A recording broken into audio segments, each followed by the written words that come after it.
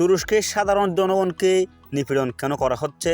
Taif এসব রিদওয়ানের সরকার কি টিকিয়ে থাকতে এরকম কাজগুলো করা হচ্ছে? এই ভিডিওটিতে জানা অজানা তথ্যগুলো শেয়ার করব। অবশ্যই ভিডিওটি সম্পূর্ণ দেখার অনুরোধ রইল।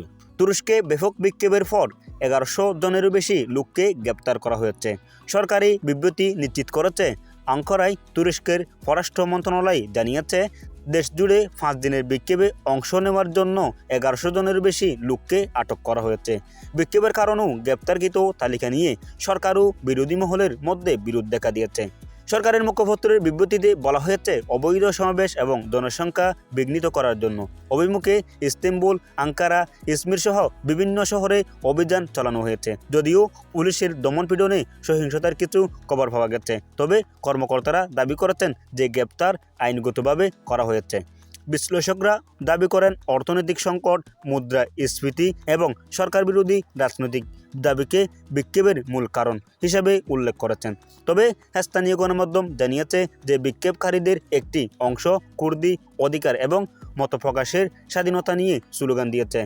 তুর্কি মানবাধিকার সংস্থা গ্রেপ্তারকে অতিরিক্ত বলে ঘোষণা করেছে এবং নিরাপত্তা বাহিনীকে শান্তিপূর্ণ বিক্ষোভকারীদের টার্গেট করার অভিযোগ করেছে। আন্তর্জাতিক সম্প্রদায়ের কাছ থেকে ঘটনার প্রতিক্রিয়া এখনও সীমিত, তবে ইউরোপীয় ইউনিয়ন একটি পর্যবেক্ষণ বিবৃতি জারি করবে বলে আশা করা হচ্ছে।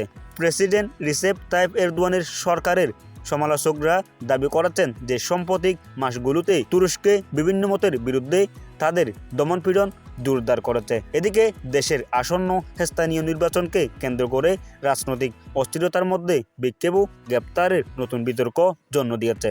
কর্মকর্তারা জানিয়েছেন, পরিস্থিতি শান্ত থাকলে পুলিশ নজরদারি বাড়ানো হয়েছে। চলমান তদন্ত ও বিচারিক প্রতিক্রিয়া শেষে গ্রেপ্তারকৃতদের ভবিষ্যৎ নির্ধারণ করা হবে বলে জানিয়েছে।